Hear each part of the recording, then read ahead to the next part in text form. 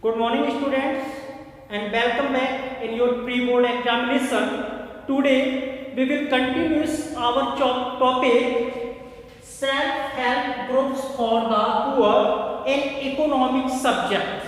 This is the last topic of the chapter and after that only one chapter is left in your economics books. So let's start. What is self-help groups? If that question is coming in your board exams and what is self-help groups, please explain. So what is that? Poor households, they are dependent on informal sector, but why? कहने का मतलब इसके पिछले वाले video में हमने पढ़ा बेटा कि टर्म ऑफ कंडीशन में there are only two types. अगर हम देखते हैं कि सोर्सेस क्या हैं लोन्स के, तो हमने ये भी देखा था कि सोर्सेस भी दो टाइप्स के हैं, एक फॉर्मल और दूसरा इनफॉर्मल. फॉर्मल सेक्टर वो सेक्टर था जहां पे गवर्नमेंट ऑर्गेनाइजेशन होता है, फॉर एग्जांपल बैंक्स हैं, कोऑपरेटिव्स हैं, ये हमारे सब फॉर्मल सेक्टर में आते हैं. और इनफॉर्मल सेक्टर में हमने आपको देखा कि जो भी हाउस होल्ड थे वो भी स्पेशली पुअर थे, जो गांव में रहने वाले गरीब परिवार थे, वो लोग आज भी क्या होता है कि they are depends on informal sector.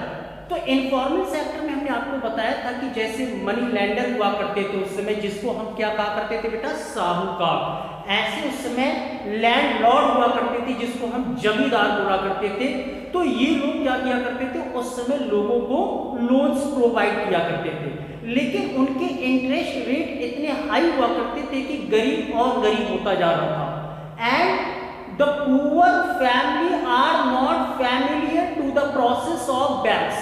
वो इतने और also they are afraid to go to the bank. वो बैंक जाने से भी डरते हैं और वो उनकी टर्म कंडीशन को भी नहीं जानते हैं बैंक की. और भी बैंक की जो टर्म्स ऑफ कंडीशन होती है, जैसे मैंने कहा था कि डॉक्यूमेंट चाहिए, कॉन्ट्रैक्ट आपका कोलैटरल चाहिए, तो यहाँ पे हम देखते हैं जिसको हम शॉर्ट में कह सकते हैं SHG.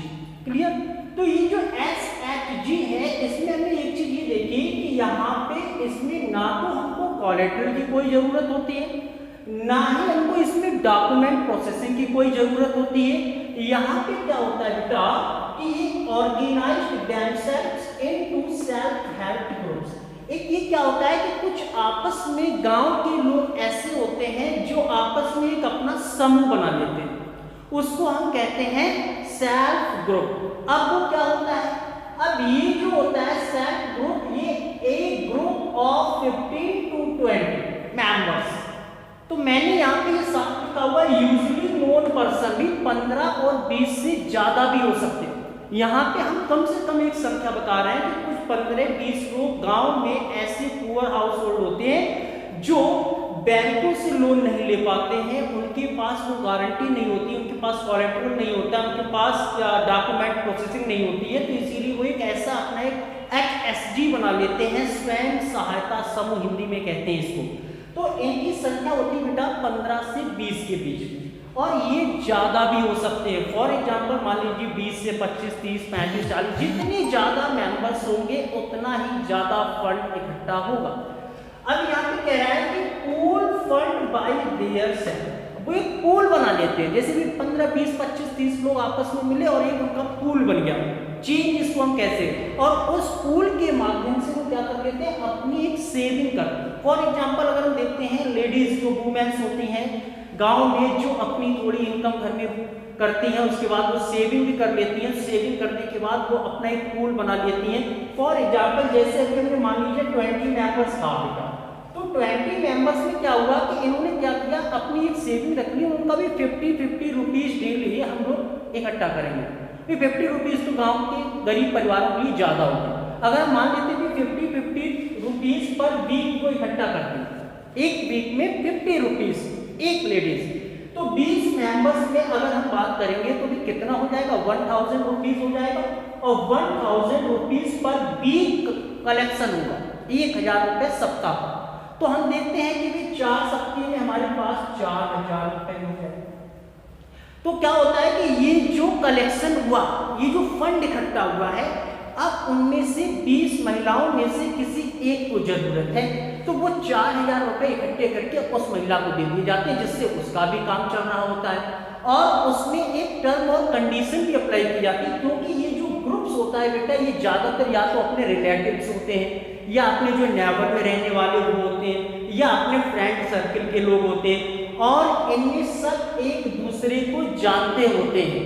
और इसीलिए इन पर एक प्रेशर भी रहता है कि इसमें ये थोड़ा, अब आप सोचेंगे भी मान लो एक ने क्या किया, पहली किस्त डाल दी और इसके बाद उसमें 4,000 रुपए ले लिए और फिर वो कहेगा भैया अब मैं अगली इंस्टॉलमेंट दूंगा ही नहीं। तो ऐसा भी नहीं है। क्यों? क्योंकि यहाँ पर भी कुछ प्रेशरिंग होती है, दबाव होता है। क्यों? क्योंकि जो 15-20 लोगों का ग्रुप्स बनाया हुआ है वो उस पर दबाव डालेंगे कि भाई मैं भी आपको जान रहा हूँ, मैं भी आपको जान रहा हूँ, तुमने सबका पैसा ले लिया, अब तुमको इसकी इंस्टॉलमेंट देनी पड़ेगी। उसका इंटरेस्ट रेट भी तय किया जाता है। अब आगे वो कह रहा है कि small loans can be provided to members of lower interest rate. अब जब हमारे पास अभी हमने एग्जांपल लिया कि 20 है हमारे पास एक ग्रुप में लोग, और एक व्यक्ति 50 रुपए वीक में इकट्ठा कर लेता है, जमा कर देता है, तो भाई 20 लोगों का अगर 50 से अगर बेटा मल्टीप्लाई करेंगे तो कितने हो जाएंगे? 1000 रुपीज, और महीने में 4 सप्ताह हो गए तो 4,000 रुपए इकट्ठे हो गए। तो कह रहा है कि अब एक स्मॉल लोन्स हो जाएगा, छोटा लोन हो जाएगा, can be provided to members, जो भी उस ग्रुप में मेंबर है उनके लिए अब वो लोन मिल जाएगा। ऑफ लोअर इंटरेस्ट रेट, भी इंटरेस्ट रेट तो होगा लेकिन वो लोअर होगा, कम होगा। जितना पहले मनी लेंडर या लैंडलॉर्ड लगाते थे उतना अब यहाँ पे इंटरेस्ट रेट नहीं होगा। और एक चीज बेटा यहाँ पे एक चीज और प्रूव होती है कि यहाँ पे जब ये लोग आत्मनिर्भर हो जाते हैं तो ये बैंक को भी दिखा सकते हैं कि भी देखिए अब हम एज अ गारंटी के रूप में हैं। क्यों?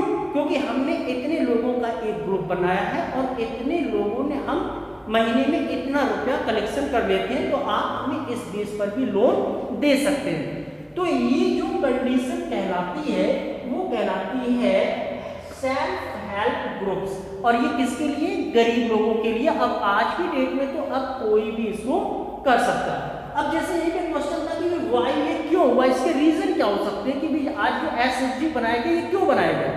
तो हम आज भी ये देखते हैं the banks are not present in rural India still. आज भी काफी ग्रामीण जगहों पर बैंक की ब्रांचेस उपलब्ध नहीं होती हैं। इसका भी एक कारण है कि लोगों ने अपना एक ग्रुप्स बना लिया है। और कुछ लोग इसमें ये भी होते हैं कि वो, कुछ लोगों के पास कोलेटरल नहीं, कुछ लोगों के पास डॉक्यूमेंट प्रोसेसिंग नहीं है, तो भी लोग HSG अपना बना लेते हैं। और भी अगर रूरल एरिया में आज ब्रांचेस अवेलेबल है भी तो भी बैंक्स की भी अपनी क्या होती है, एक टर्म और कंडीशन होती है। उसी टर्म और कंडीशन के आधार पे बैंक्स प्रोवाइड कराते हैं लोन्स को। तो ये था हमारा लास्ट टॉपिक। और इसी में बेटा एक चीज और आएगी क्योंकि वो मल्टीपल चॉइस क्वेश्चन आता है, ग्रामीण bank of Bangladesh. Grameen bank of Bangladesh. Student, do you know who was the founder of Grameen bank of Bangladesh या ग्रामीण बांग्लादेश बैंक? तो याद रखेंगे कि professor Mohammad Yunus, professor Mohammad Yunus was the founder of Grameen Bangladesh bank. ये क्या हुआ था बेटा कि उसमें जो ग्रामीण क्षेत्र में, जो बांग्लादेश की हम बात कर रहे हैं, तो बांग्लादेश में गांव में कुछ ज्यादा ही गरीब तबके के लोग थे और उनको सहायता देने के लिए प्रोफेसर मोहम्मद यूनुस ने 1970 में एक प्रोजेक्ट शुरू किया। और उस प्रोजेक्ट में उन्होंने सबसे ज्यादा महिलाओं को मौका दिया। तो जो भी महिलाएं हुआ करती थी उन महिलाओं ने अपने छोटी छोटी स्मॉल अर्निंग, जो हमारी सेविंग होती थी, वो उन्होंने इकट्ठा करना शुरू कर दिया। अब वो नियर अबाउट अगर हम उसकी बात करते हैं बेटा, तो वो कम से कम 9 लाख मिलियन पीपल्स हो चुके थे उस समय। और उस समय लगभग हजारों लाखों की तादाद में उसमें बांग्लादेश में वो ग्रामीण बांग्लादेश बैंक एक स्टेबलाइज हो गया। और इस कार्य के लिए मोहम्मद यूनुस को नोबेल प्राइज भी दिया गया, क्योंकि उनका एक ये प्रोजेक्ट था कि मैं भी कुछ ऐसा कर सकूं जिससे ग्रामीण लोग जो लोन्स के लिए भागते हैं, जिनकी आर्थिक स्थिति सही नहीं है, उनको भी लोन्स प्रोवाइड हो जाए। Thanks for watching and see you in next video with a new chapter. Thanks.